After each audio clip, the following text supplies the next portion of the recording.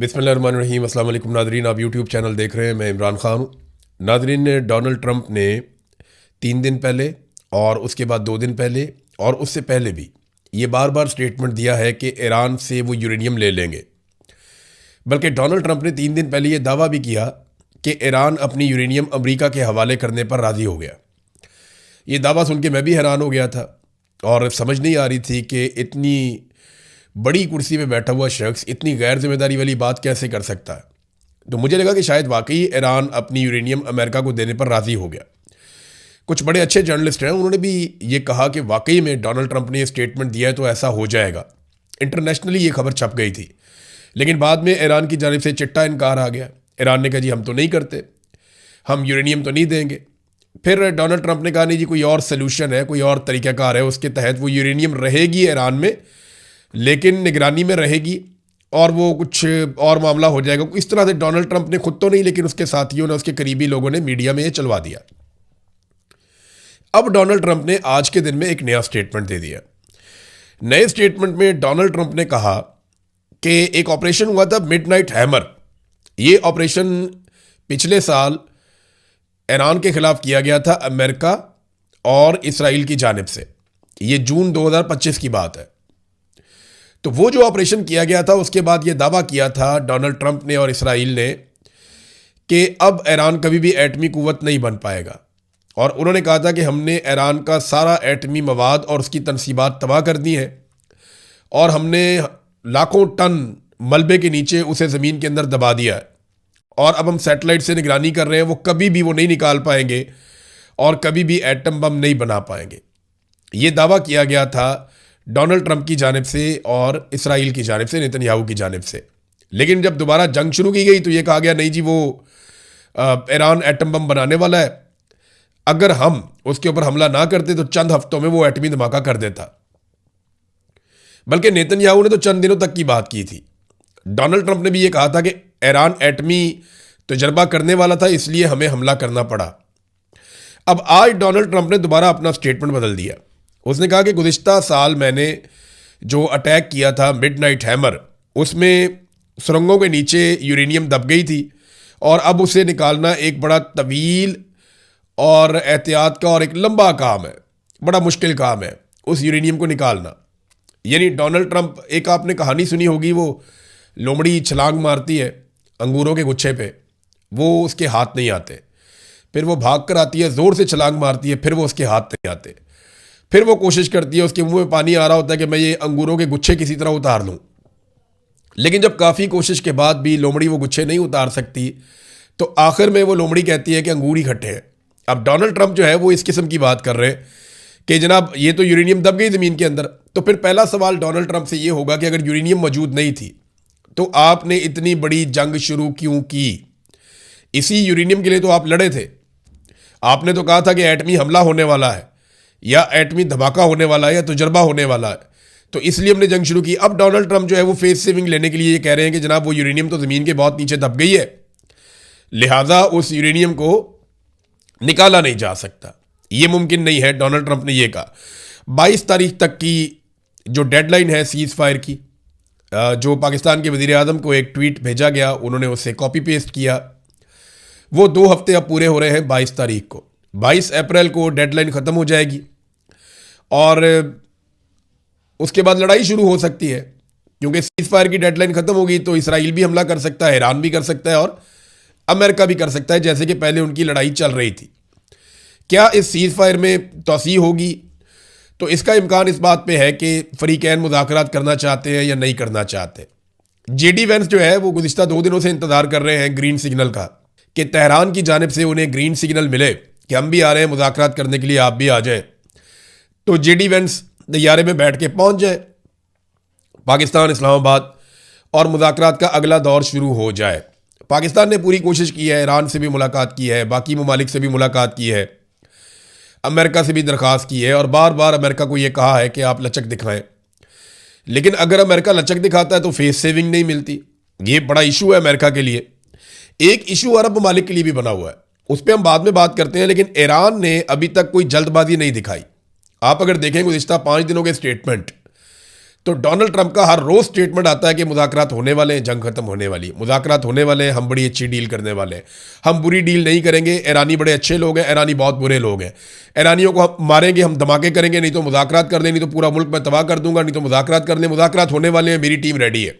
ये बात Donald Trump हर थोड़ी देर के बाद कहते हैं। एक ऐसा घंटा भी गुजरा जिसमें डोनाल्ड ट्रंप ने 47 पोस्टें कर दी अपने ट्रुथ सोशल मीडिया पे। ये तो ऐसा लगता है वर्ल्ड रिकॉर्ड बनाने जा रहा था अमरीकी सदर। दुनिया के किसी सरबराह मुमलिकत ने इस तरीके से ट्वीट नहीं किए। ये नहायत गैर संजीदा और फ्रस्ट्रेशन वाला मामला था। देखिए, मुज़ाकरात के लिए अमेरिका डेस्परेट है। ईरान ने कभी नहीं कहा कि मुज़ाकरात हम करना चाहते हैं, बल्कि हम सब ये जानते हैं, पूरी दुनिया ये जानती है कि अभी मुज़ाकरात में जो ताख़ीर हो रही है वो ईरान की वजह से हो रही है, अमेरिका की वजह से नहीं हो रही। ईरान तो पाकिस्तान के साथ वाला मुल्क है, वो 1-2 घंटे में आ जाएंगे पाकिस्तान में। असल मसला जो है वो अमेरिका का है। उनका तो बड़ा लंबा सफ़र है, लेकिन वो आने के लिए तैयार हैं और ईरानी कोई जल्दबाजी नहीं दिखा रहे मुज़ाकरात के लिए या आगे बढ़ने के लिए। एक चीज़ और है कि ईरान अपने मुतालबात में मुस्तकिल है। यानी पहले दिन ईरान ने जो मुतालबात किए वो आज भी वही मुतालबात हैं कि आप नए हुर्मुज़ को हम नए तरीके से कंट्रोल करेंगे, हमारे ऊपर पाबंदियाँ ख़त्म की जाएँ, हमारा हक हमें वापस दिया जाए, जो उनके असासे हैं उनको वापस दिए जाए, हमारे नुकसानात का अदाला किया जाए और आइंदा इस बात की एक पक्की गारंटी दी जाए कि दोबारा ईरान के साथ जंग शुरू नहीं की जाएगी। वो जो मुतालबात ईरान के पहले दिन से हैं लगभग वही मुतालबात अभी भी हैं। दूसरी जानिब अमेरिका के मुतालबात तब्दील होते रहते हैं क्योंकि उन्हें फेस सेविंग नहीं मिल रही।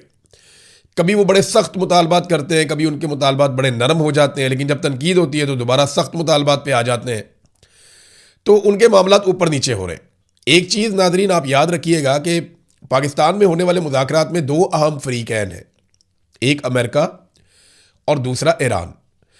लेकिन एक बात अपने जहन में हम सबको रखनी है कि इसमें कुछ और भी स्टेक होल्डर्स हैं जो बहुत बड़े स्टेक होल्डर्स हैं। एक इसराइल बहुत बड़ा स्टेक होल्डर है और दूसरे अरब ममालिक एक बहुत बड़ा स्टेक होल्डर है। ये हम सब जानते हैं, खुलकर इसके ऊपर बात नहीं होती, ख़ासतौर पे जिस खित्ते में हम रहते हैं वहाँ तो नहीं होती, कि अरब ममालिक और ईरान के बीच में एक चपकलिश चल रही है और ये कई दहाइयों पर मबनी है।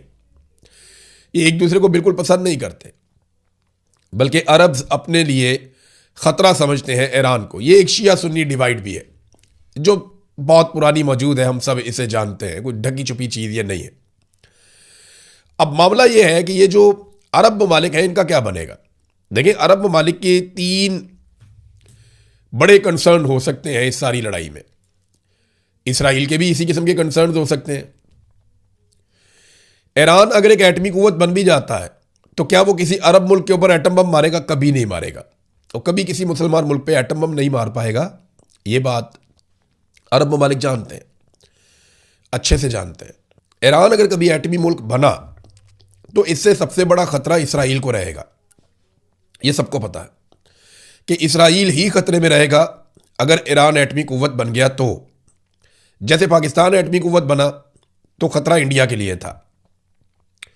इसराइल तक तो हमारे मिसाइल अभी नहीं जाते, लेकिन इंडिया के लिए सबसे बड़ा खतरा था और इसराइल को यह लगता था कि पाकिस्तान एटमी कुव्वत बन गया तो इसराइल के लिए भी एक खतरा है। ईरान एटमी कुव्वत बना तो मुसलमान मुल्कों को ऐसा खतरा नहीं होगा।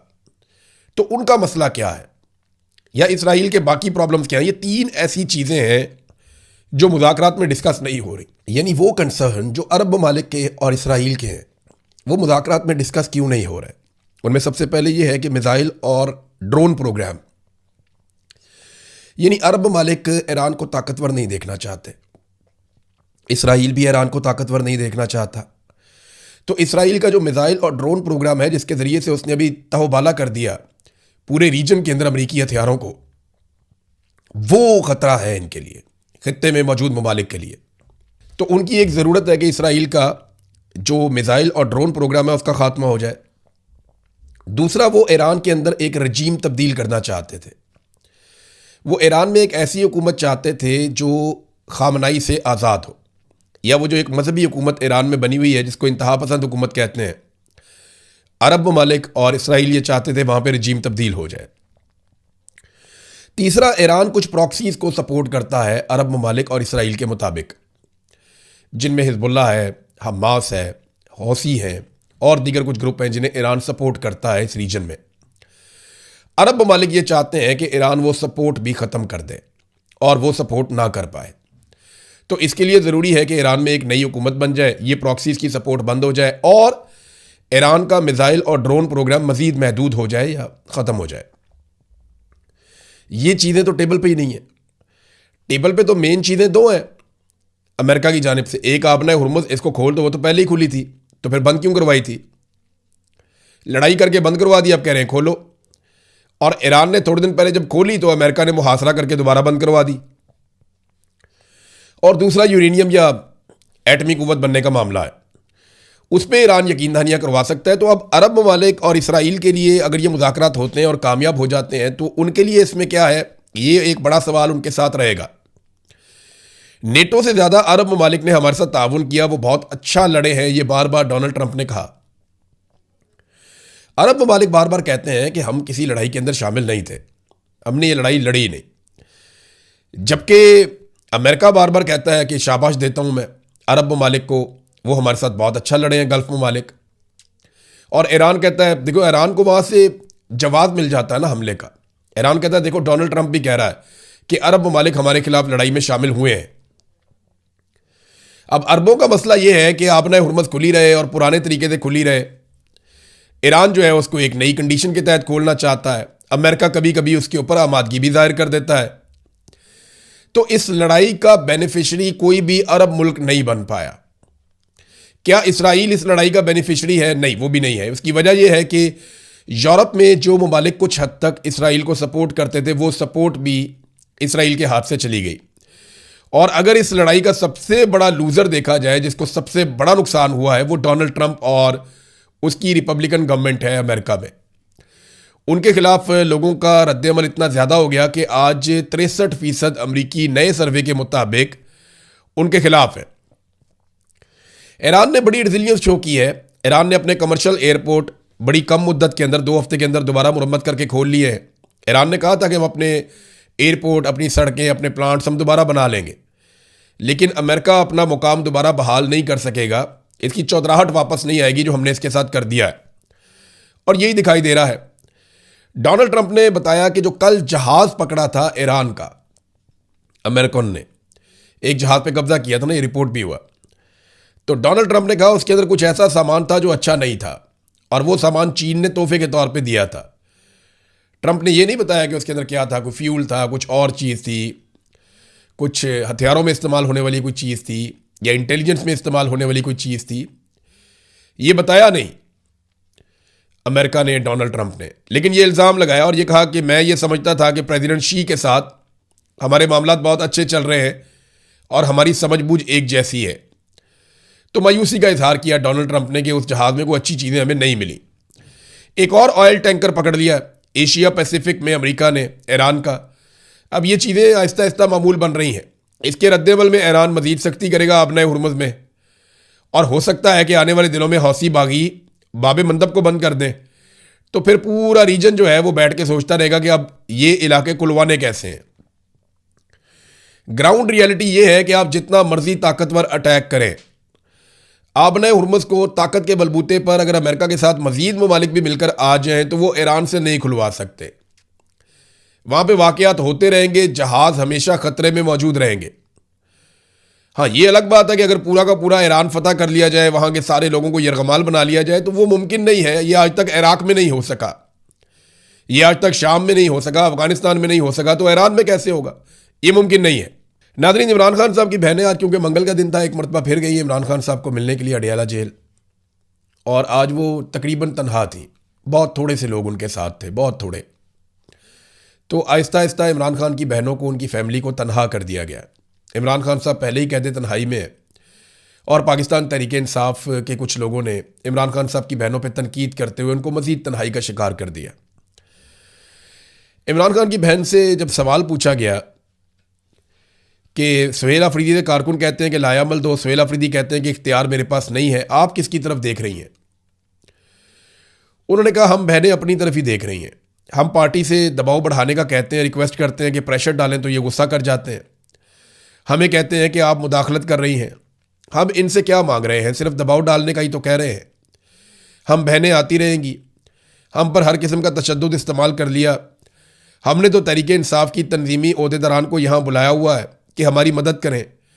वर्कर्स को तो पकड़ कर ले जाते हैं यहाँ से जब वो आते हैं। अलीमा खानम ने जलसे के बारे में भी कहा कि जलसा आप मनसूख कर रहे थे तो कम से कम इमरान खान का अस्पताल में इलाज ही करवा लेते। हुकूमत के ऊपर दबाव था, वो ये चाह रहे थे कि पूरी दुनिया में अच्छा इमेज जाए, तो बड़ी अच्छी बात थी, ठीक है अच्छा इमेज जाता, लेकिन कम से कम इमरान खान का अस्पताल में इलाज करवा लेते इस दबाव के ज़रिए से। तो हम अगर पाकिस्तान तहरीक इंसाफ से मदद नहीं मांगेंगे तो किससे मांगेंगे? क्योंकि वो इमरान खान की पार्टी है और ये लोग इमरान खान का नाम लेकर वोट लेकर इक्तदार में आए हुए हैं, और हर वोट देने वाले को हक है कि वो सवाल उठाए, तो हम भी सवाल उठाते हैं। ये हालात हैं इस वक्त अडियाला के बाहर। मैंने आज मनाज़िर देखे तो मुझे लगा कि शायद पाकिस्तान तहरीक इंसाफ की जो क़यादत है उन्होंने अमली तौर पे कुछ और फैसला किया है। अब पता नहीं वो क्या सोच रहे हैं, उनके दिमाग में क्या है। हो सकता है कोई चीज़ उनके पास ऐसी है जिसके बारे में अभी मीडिया को नहीं बताया गया, या कम से कम इमरान खान की बहनों को नहीं पता। दूसरी तरफ मियाँ नवाज शरीफ को एक मरतबा फिर लॉन्च किया गया है और नवाज शरीफ साहब कौम की खिदमत करने के लिए मैदान में आ गए। मियाँ साहब ने ज़मीन आसमान के कलाबे मिलाए और ये कहा कि गिलगित बल्तिस्तान में, कश्मीर में हम इलेक्शन जीतेंगे और अपनी कारकर्दगी पे जीतेंगे।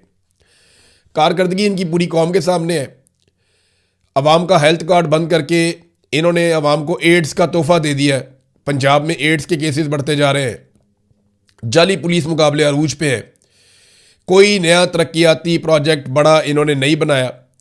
उस्मान बुज़दार और परवेज़ इलाही के मंसूबों के ऊपर दोबारा तख्तियाँ लगा रहे हैं। जो इमरान खान ने किया उसमें से आधे काम इन्होंने बंद कर दिए हैं। बड़े बड़े तरक्याती मंसूबे सारे बंद हैं। और पाकिस्तान रोज़ाना के हिसाब से, मैं पिछले 2 साल की कहानी आपको सुना रहा हूँ, पिछले 2 साल में पाकिस्तान ने रोज़ाना के हिसाब से 21 अरब रुपए का कर्जा लिया है। हर घंटे पाकिस्तान तकरीबन 1 अरब रुपया कर्जा ले रहा है। हर घंटे 1 अरब रुपया, 100 करोड़ हर घंटे हम ले रहे हैं। ये 21 अरब रुपए रोजाना कहाँ खर्च हुए? क्या पाकिस्तान में कोई डैम बना? क्या पाकिस्तान में कोई बहुत बड़ी मोटरवे नहीं बनी? क्या पाकिस्तान में नए तालीमी इदारे बने? क्या पाकिस्तान में नए अस्पताल, यूनिवर्सिटी, खेलों के मैदान बने? क्या पाकिस्तान में टेक्निकल एजुकेशन के लिए कोई बहुत बड़ी चीज़ें बनी? क्या पाकिस्तान में कोई बहुत बड़ी इंडस्ट्री लग गई?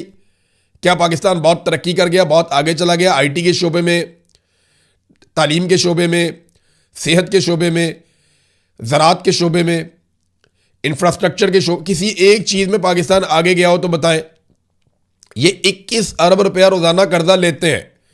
ये किसकी जेबों में जा रहा है पैसा और कहाँ पे इस्तेमाल हो रहा है, इसका हिसाब जब इनसे मांगो तो ये कहते हैं आप गद्दार हैं और गद्दारी का मुकदमा दर्ज कर देते हैं। पाकिस्तान की तारीख का रिकॉर्ड कर्जा इन्होंने पिछले 2 साल में लिया है और जो तरक्याती मंसूबे थे उनकी रिकॉर्ड बंदिश भी हुई है।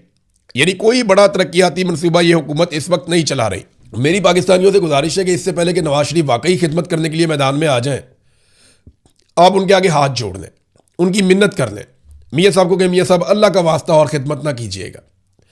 मियाँ साहब की खिदमत की सिर्फ 2 मिसालें आपके सामने रखूंगा, आप सर पकड़ के बैठ जाएंगे।